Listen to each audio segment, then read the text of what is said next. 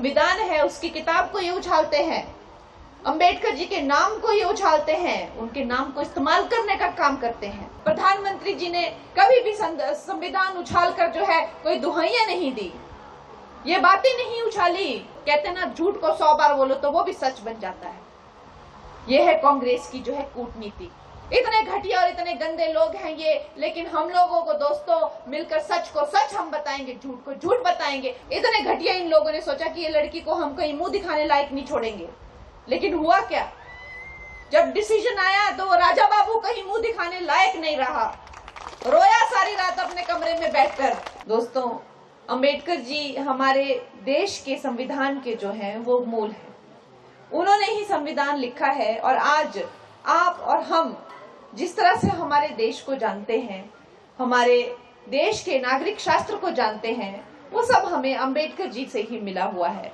तो वो देव स्वरूप हैं, देव तुल्य हैं, सदा ही भारत रत्न अगर उन्हें कहा गया है तो भारत का जो एक डीएनए है वो नसों में, वो उनके विचारधारा, उनके मूल्य, उनका संघर्ष वो सदा बहता रहेगा। और इसका ये सिर्फ मात्र बातें ही नहीं है, इसका जो है साक्षात उदाहरण जो है हमारी जो भारतीय जनता पार्टी है वो हमेशा से ही देती गई है। क्योंकि हमारी पार्टी ऐसी नहीं है कि भाई जी सिर्फ गलाना करना कुछ नहीं है ना। आपको पता है, जैसे कि बताया दिलीप जी ने बताया कि इन्होंने जो है सबका मूर्ख बनाया, कांग्रेस पार्टी वालों ने। बस इनकी बातें हैं, इन्होंने जो है झूठे झूठे वादे करने हैं और आगे निकल जाना है और पीछे जो है ठिंगा दिखाना है। ये इनकी करतूतें हैं। इन्होंने ही आजकल एक नया प्रचलन इन्होंने शुरू किया है कि जो संविधान है उसकी किताब को ये उछालते हैं, अंबेडकर जी के नाम को ये उछालते हैं, उनके नाम को इस्तेमाल करने का काम करते हैं। उसको जो है किसी न किसी तरह से वोट बैंक की राजनीति करने की ये कोशिश करते हैं।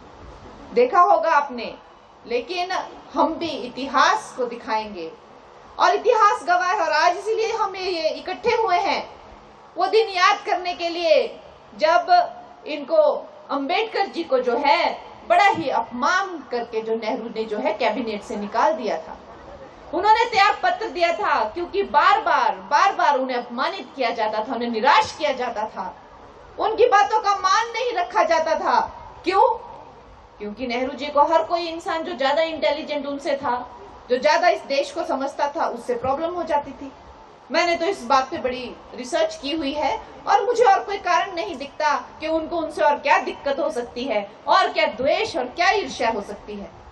इतने महान इंसान को त्याग पत्र देना पड़ा कि इस बुनियाद पर उन्होंने अंबेडकर जी का जो है इतना अपमान किया। उसके बाद इन्होंने वोट बैंक राजनीति तो जारी रखी, लेकिन जब चाहे कितने ही संक्षिप्त काल के लिए जो है भारतीय जनता पार्टी की सरकार आई हो, लेकिन अगर भारत रत्न किसी ने दिया अंबेडकर जी ने, तो भारत जनता पार्टी की सरकार ने उन्हें भारत रत्न दिया।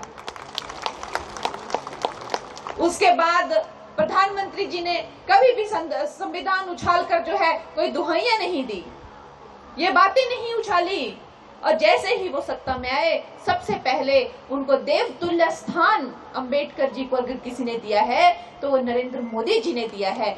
उनके जो पंच तीर्थ हैं उनको पूजनीय घोषित किया, जहां उनका जन्म हुआ, जहां उन्होंने शिक्षा ली, जहां उन्होंने अपनी तपस्या की, जहां उनका मृत्यु हुई, जहां उनकी समाधि बनी, ये सब